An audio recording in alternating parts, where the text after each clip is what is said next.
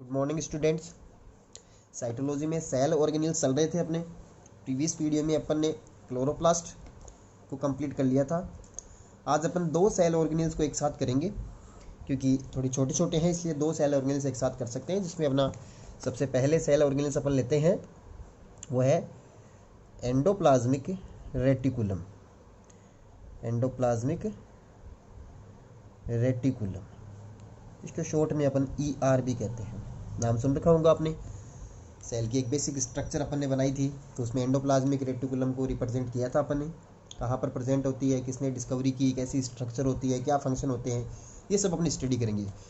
तो सबसे पहले तो बात करते हैं, देखो हर एक सेल ऑर्गेनेल्स की डिस्कवरी किसने की थी, इसके बारे में बहुत सारे क्वेश्चंस कॉम्पिटिटिव एग्जाम में पूछ जाते हैं, तो आपको साइंटिस्ट के नेम ध्यान में रखने हैं।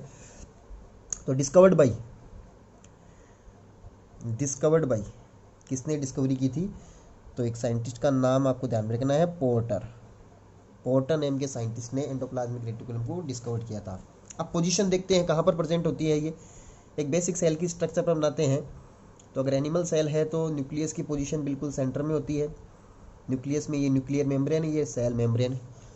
अब एंडोप्लाज्मिक रेटिकुलम न्यूक्लियर मेम्ब्रेन और सेल मेम्ब्रेन के बीच में प्रेजेंट होती है, जिसमें ओरिजिन जो पॉइंट होता है, यानी कहाँ पर बननी स्टार्ट होती है और कहाँ पर एंड होता है, तो न्यूक्लियर मेम्ब्रेन से एक ट्रैप लाइक स्ट्रक्चर में वेसिकल्स या ट्यूब्यूल्स की बहुत सारी ट्यूब्यूल्स आपस में कनेक्ट होकर के और ऐसे एक नेटवर्क बनाती है। इस टाइप से नेटवर्क चलता रहता है। ये कहाँ तक फैला रहता है, सेल मेम्ब्रेन तक, यहाँ तक फैला रहता है। इस टाइप से ये जो स्ट्रक्चर होती है, जिसकी पोजीशन कहाँ पर हो गई है, न्यूक्लियर मेम्ब्रेन और सेल मेम्ब्रेन के बीच में एक स्केलेटन जैसी स्ट्रक्चर, एक नेटवर्क जैसी स्ट्रक्चर बनी है, इसको अपन ने एंडोप्लाज्मिक रेटिकुलम का है। ये पोजीशन हो गई है। अब उसके बाद में देखते हैं स्ट्रक्चर की बात करते हैं। तो एंडोप्लाज्मिक रेटिकुलम जो होती है वो तीन फॉर्म में प्रेजेंट होती है, यानी तीन फॉर्म्स में पाई जाती है। नंबर फर्स्ट इसकी फॉर्म होती है वो होती है सिस्टर्नी। सिस्टर्नी फॉर्म के अंदर जो एंडोप्लाज्मिक रेटिकुलम पाई जाती है, उसकी स्ट्रक्चर ऐसे होती है, ट्यूब लाइक स्ट्रक्चर से होती है, जो आपस के अंदर सेपरेट होती है, अलग अलग होती है ऐसे। ये सिस्टर्नी फॉर्म में होती है। सेकंड जो है वो है वेसिकल फॉर्म। वेसिकल फॉर्म्स के अंदर जो एंडोप्लाज्मिक रेटिकुलम पाई जाती है वो ऐसे स्पेरिकल शेप्स की वेसिकल्स फॉर्म के अंदर प्रेजेंट रहती है। और थर्ड फॉर्म जो होती है, जो एंडोप्लाज्मिक रेटिकुलम की है, वो ट्यूब्यूल्स फॉर्म के अंदर जो एंडोप्लाज्मिक रेटिकुलम पाई जाती है वो इस टाइप्स की है। ट्यूबुलर फॉर्म बनाई है मैंने यहाँ पर, जिसमें बहुत सारी ट्यूब लाइक स्ट्रक्चर आपस के अंदर नेटवर्क जैसी स्ट्रक्चर में इंटरकनेक्टेड हो जाती है ऐसे, इस टाइप से। ये हो गई है ट्यूबुलर शेप। तो ये तीन फॉर्म्स में इसमें ये पाई जाती है। मोस्टली ये लिपिड्स की बनी होती है, फॉस्फोलिपिड्स इसमें ज़्यादा क्वांटिटी के अंदर पाए जाते हैं। ये केमिकल कंपोजिशन होता है। फिर उसके बाद में अपन बात करते हैं टाइप्स की। एंडोप्लाज्मिक रेटिकुलम की कितने टाइप्स होते हैं। तो देखो एंडोप्लाज्मिक रेटिकुलम जो होती है, उसकी सरफेस के ऊपर राइबोसोम्स के पार्टिकल्स एब्सेंट भी होते हैं, प्रेजेंट भी होते हैं। तो राइबोसोम्स के एब्सेंस और प्रेजेंस के बेसिस पर एंडोप्लाज्मिक रेटिकुलम के मेनली टू टाइप्स होते हैं, दो टाइप्स होते हैं। नंबर फर्स्ट जो टाइप है वो उसका नाम है smooth endoplasmic reticulum. Smooth endoplasmic reticulum, short में अपन इसको बोलेंगे SER। स्मूथ, एस स्मूथ आ गया है और SER हो गया है ये। सेकंड जो टाइप्स है एंडोप्लाज्मिक रेटिकुलम का वो है रफ एंडोप्लाज्मिक रेटिकुलम। तो इसको शॉर्ट में बोलेंगे अपन RER। अब ये दो टाइप्स किस बेसिस पर हुए हैं, ये हुए हैं राइबोसोम्स के पार्टिकल्स की प्रेजेंस या एब्सेंस के बेसिस पर। यानी राइबोसोम्स जो होते हैं, वो राइबोसोम्स के पार्टिकल एंडोप्लाज्मिक रेटिकुलम, जिसकी जो मेम्ब्रेन होती है, इस मेम्ब्रेन की सरफेस के ऊपर राइबोसोम्स के पार्टिकल यहाँ पर प्रेजेंट भी होते हैं और कुछ में एब्सेंट भी होते हैं। अब प्रेजेंस है उसको अपन एक टाइप्स देंगे, एब्सेंस वाली को एक टाइप्स देंगे। तो इस टाइप से दो टाइप्स हो गए राइबोसोम्स की प्रेजेंस या एब्सेंस के अकॉर्डिंग, इसके दो टाइप्स हो गए, तो SER एक RER। अब देखो first SER, smooth endoplasmic reticulum वो ER होती है जिसकी सरफेस पर, इसकी सरफेस के ऊपर राइबोसोम्स के पार्टिकल एब्सेंट होते हैं। अब राइबोसोम्स के ग्रेन्यूल लाइक पार्टिकल एब्सेंट होंगे तो इसकी सरफेस स्मूथ हो जाएगी, चिकनी हो जाएगी, तो ये कहलाती है SER, यानी यहाँ पर राइबोसोम्स के पार्टिकल एब्सेंट है, नहीं पाए जाते। और रफ एंडोप्लाज्मिक रेटिकुलम वो होती है जिसकी सरफेस पर ऐसे ग्रेन्यूल लाइक स्ट्रक्चर में राइबोसोम्स के पार्टिकल प्रेजेंट होते हैं तो सरफेस रफ हो जाएगी यहाँ पर ऐसे, यानी राइबोसोम्स के पार्टिकल्स एंडोप्लाज्मिक रेटिकुलम की सरफेस के ऊपर भी प्रेजेंट होते हैं। तो जब प्रेजेंट होते हैं तो ग्रेन्यूल लाइक स्ट्रक्चर में प्रेजेंट होते हैं। राइबोसोम्स तो ऐसे ही ग्रेन्यूल लाइक स्ट्रक्चर में पाए जाते हैं, तो ये यहाँ पर इसकी पूरी सरफेस के ऊपर पाए जाते हैं, तो सरफेस हो जाएगी रफ, इसलिए इसे बोलेंगे रफ एंडोप्लाज्मिक रेटिकुलम या ग्रेन्यूलर एंडोप्लाज्मिक रेटिकुलम भी बोलेंगे, क्योंकि ग्रेन्यूल लाइक स्ट्रक्चर में तो राइबोसोम्स के पार्टिकल प्रेजेंट होते हैं। तो ये दो टाइप्स हो गए हैं। अब उसके बाद में अपन बात करते हैं फंक्शन की, एंडोप्लाज्मिक रेटिकुलम के क्या क्या फंक्शन होते हैं। तो देखो, सबसे पहले बात तो मैंने आपको बताया कि ये इस टाइप से न्यूक्लियर मेम्ब्रेन से स्टार्ट होकर के सेल मेम्ब्रेन तक एक नेटवर्क बनाती है, इसलिए सेल का एंडोस्केलेटन बनाती है। तो पहला फंक्शन तो एंडोस्केलेटन बनाती है सेल का, formation of endoskeleton of cell. Second इसका फंक्शन हो जाएगा लिपिड मेटाबॉलिज्म में, लिपिड मेटाबॉलिज्म। लिपिड मेटाबॉलिज्म से रिलेटेड कौन सी एंडोप्लाज्मिक रेटिकुलम का फंक्शन है, तो आपको ये भी ध्यान रखना है कि SER, स्मूथ एंडोप्लाज्मिक रेटिकुलम के अंदर राइबोसोम्स नहीं है। अगर राइबोसोम आ जाएंगे तो प्रोटीन सिंथेसिस फंक्शन हो जाएगा। आप राइबोसोम नहीं है तो प्रोटीन नहीं बना रही है, तो फिर और क्या फंक्शन होगा, वो होगा लिपिड सिंथेसिस का, यानी लिपिड मेटाबॉलिज्म हो जाएगा SER का। फिर उसके बाद में थर्ड अपन करते हैं protein synthesis. Protein synthesis function किस एंडोप्लाज्मिक रेटिकुलम का होता है, अभी बताया मैंने आपको, राइबोसोम्स जहां पर प्रेजेंट हो जाएंगे, राइबोसोम का मेन फंक्शन ही प्रोटीन का फॉर्मेशन करना है, इसलिए रफ ER जो होती है वो प्रोटीन फॉर्मेशन के अंदर काम में आती है।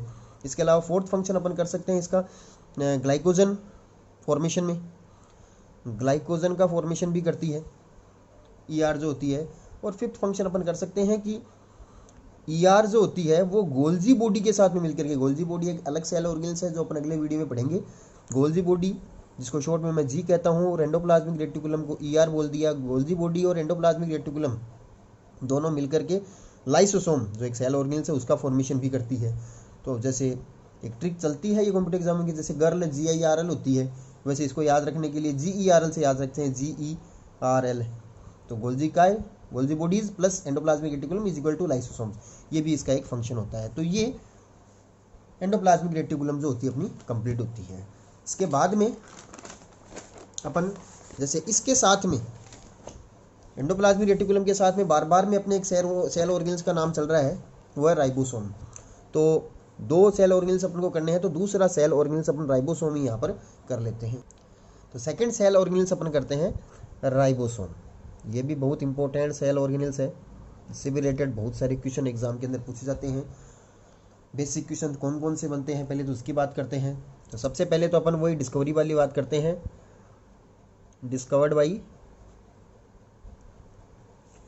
साइंटिस्ट का नाम आ जाएगा पेलाडे। पेलाडे नेम के साइंटिस्ट ने इनको सबसे पहले डिस्कवर किया था, इसलिए इनको पेलाडे पार्टिकल्स भी कहा जाता है। राइबोसोम को पेलाडे पार्टिकल्स भी कहा जाता है। एक तो ये वाला क्वेश्चन बन गया। इसके अलावा राइबोसोम से रिलेटेड दो अच्छे क्वेश्चंस और क्या क्या बनते हैं, देखो अपन से ये पूछे कि smallest cell organelles in the cell, एक सेल के अंदर सबसे छोटी साइज का सेल ऑर्गेनल्स कौन सा होता है, तो आंसर आएगा अपना राइबोसोम, यानी स्मॉलेस्ट सेल ऑर्गेनल्स है ये एक। और सेकंड, देखो सभी सेल ऑर्गेनल्स में खुद की एक मेम्ब्रेन होती है, डबल मेम्ब्रेन भी होती है, सिंगल मेम्ब्रेन भी होती है, मगर राइबोसोम एक ऐसा सेल ऑर्गेनल्स है जो मेम्ब्रेन लेस है, यानी इसमें खुद की अपनी कोई मेम्ब्रेन है ही नहीं। तो दूसरा क्वेश्चन यहाँ पर ये हो जाएगा कि मेम्ब्रेन लेस सेल ऑर्गेनल्स भी कहते हैं इसे। तो एक ये और ये तीन क्वेश्चन अच्छे क्वेश्चन इसके पहले तो यही बन गए हैं। इसके बाद में अपन बात करते हैं पोजीशन कहाँ पर प्रेजेंट होता है राइबोसोम्स। तो देखो एक सेल के अंदर एक तो पोजीशन मैंने आपको बताई दी अभी कि जो एंडोप्लाज्मिक रेटिकुलम जो होती है उस एंडोप्लाज्मिक रेटिकुलम के सरफेस पर ग्रेन्यूल लाइक स्ट्रक्चर में प्रेजेंट होते हैं। इसके अलावा साइटोप्लाज्म के अंदर फ्री कंडीशन के अंदर भी पाए जाते हैं, बिल्कुल फ्री, यहाँ पर भी राइबोसोम्स के पार्टिकल ऐसे भी पाए जाते हैं। तो दोनों पोजीशन की हो गई है ये। अब उसके बाद में अपन बात करते हैं राइबोसोम्स के टाइप्स की बात करते हैं। तो देखो एक साइंटिस्ट था स्वेदबर्ग नेम के साइंटिस्ट ने इनका सेडिमेंटेशन कोएफिशिएंट दिया था। सेडिमेंटेशन कोएफिशिएंट्स के अकॉर्डिंग राइबोसोम्स जो होते हैं उसके मेनली 3 टाइप्स होते हैं, जिनमें अपन मेन तो 2 ही पढ़ते हैं, मगर 3 टाइप्स को यहाँ पर बता देता हूँ। मेन तो अपने सिलेबस के अकॉर्डिंग दो ही टाइप्स हैं, मगर तीसरा टाइप्स भी अपन साथ में कर लेते हैं। एक तो होता है 70S टाइप्स के राइबोसोम, एक 80S टाइप के राइबोसोम, और तीसरे जो होते हैं वो होते हैं अपने 60S एंड 77S टाइप्स के राइबोसोम्स। केमिकल कंपोजिशन की बात करते हैं तो राइबोसोम्स जो होते हैं मेनली प्रोटीन और आरएनए के बने होते हैं। 60% पोर्शन जो होता है वो इनमें प्रोटीन होता है, और 40% पोर्शन जो होता है वो आरएनए होता है। आरएनए भी नाम सुन रखा आपने, राइबोसोमल आरएनए। राइबोसोमल आरएनए में आरएनए की क्वांटिटी ज़्यादा होती है, इसलिए वो राइबोसोमल आरएनए है। अपन सभी आरएनए की एक साथ बात करते हैं तो प्रोटीन और आरएनए दोनों से मिलकर के बने होते हैं। प्रोटीन 60%, आरएनए 40% होता है। अब बात करते हैं इन पे आते हैं अपन। ये अपन ने पहले भी प्रोकैरियोटिक यूकैरियोटिक सेल्स में डिफरेंस जो किया था अपन ने, उन डिफरेंस में मैंने आपको 70S और 80S के बारे में बताया था। एस का मीनिंग क्या है यहाँ पर? एस जो है उस एस का मतलब वो ये श्वेतबर्ग, श्वेतबर्ग यूनिट है। ये श्वेतबर्ग साइंटिस्ट का नाम है जिन्होंने इनका सेडिमेंटेशन कोएफिशिएंट बताया था। तो एस का मतलब उसने अपने नेम के अकॉर्डिंग श्वेतबर्ग यूनिट नाम दे दिया है। अब क्या होते हैं देखो, सबसे पहला करते हैं 70S टाइप्स के राइबोसोम। 70S टाइप्स के राइबोसोम मेनली कहाँ प्रेजेंट होते हैं? प्रोकैरियोटिक सेल्स जो होती है, प्रोकैरियोटिक सेल्स के अंदर प्रेजेंट होते हैं, ठीक है। दूसरी बात, 70S टाइप्स के राइबोसोम जो होते हैं ये दो सब यूनिट से मिलकर के बने होते हैं, यानी दो सब यूनिट्स इनकी जो स्ट्रक्चर जो होती है उसमें दो सब यूनिट प्रेजेंट होती है, एक तो लार्ज सब यूनिट, एक स्मॉल सब यूनिट है। तो 70S राइबोसोम्स की लार्ज सब यूनिट जो होती है वो होती है 50S, और स्मॉल सब यूनिट, जब आप सोच रहे होंगे 20 कर दें तो 70 हो जाएगा, नहीं 30S। 70S राइबोसोम्स की लार्ज सब यूनिट 50S होती है, स्मॉल सब यूनिट 30S होती है। आप ऐड करने पर 80 बन रहे हैं, मगर होगा 70S ही। यानी इसकी स्ट्रक्चर ऐसी होती है कि एक तो लार्ज सब यूनिट और एक स्मॉल सब यूनिट, स्मॉल 30S और लार्ज हो गई है 50S। तो ये कंप्लीट बन गया है 70S टाइप्स के राइबोसोम जो प्रोकैरियोटिक सेल्स में प्रेजेंट होते हैं। सेकंड अपन करते हैं 80S टाइप के राइबोसोम। कहाँ पर प्रेजेंट होते हैं? यूकैरियोटिक सेल्स में प्रेजेंट होते हैं। ये यूकैरियोटिक सेल्स में साइटोप्लाज्म के अंदर पाए जाने वाले मेन राइबोसोम्स होते हैं जो 80S टाइप्स के हैं। ये भी दो सब यूनिट से मिलकर के बने होते हैं। लार्ज सब यूनिट जो होती है वो 60S, और स्मॉल सब यूनिट जो होती है वो होती है 40S। जी हाँ बिल्कुल, ऐड करने पर आपको ये 100 हो रहे होंगे, मगर ये होंगे 80S टाइप के राइबोसोम। तो इसमें भी स्ट्रक्चर लार्ज सब यूनिट, फिर स्मॉल सब यूनिट, ये 60S और ये 40S बन गया 80S टाइप्स के राइबोसोम। अब राइबोसोम्स की दोनों सब यूनिट्स को आपस के अंदर कंबाइन करने में, इनको आपस में जोड़ने के अंदर, ज्वाइन करने के अंदर एक इनऑर्गेनिक सब्सटेंस का रोल, इंपॉर्टेंट रोल होता है, वो होता है मैग्नीशियम। मैग्नीशियम आयन की एक पर्टिकुलर कंसंट्रेशन पर दोनों सब यूनिट्स आपस में ऐड होती है, और वो कंसंट्रेशन भी आपको बताओ 0.001 मोलर कंसंट्रेशन जब होती है मैग्नीशियम आयन की, तब राइबोसोम की दो सब यूनिट्स आपस के अंदर जुड़ करके एक राइबोसोम्स के एक कंप्लीट मॉलिक्यूल का फॉर्मेशन करती है। इस कंसंट्रेशन को अगर अपन 10 टाइम बढ़ा दें, यानी इसकी कंसंट्रेशन 0.01 कर दे, 10 टाइम इंक्रीज कर दिया, 1 पॉइंट पहले कर दिया है, इसकी इतनी मोलर कंसंट्रेशन कर दे, यानी 10 टाइम मैग्नीशियम आयन की कंसंट्रेशन बढ़ा दे, तो ये क्या करता है कि राइबोसोम्स के दो मॉलिक्यूल्स को आपस में ऐड कर देता है, यानी डाइमर का फॉर्मेशन कर देता है।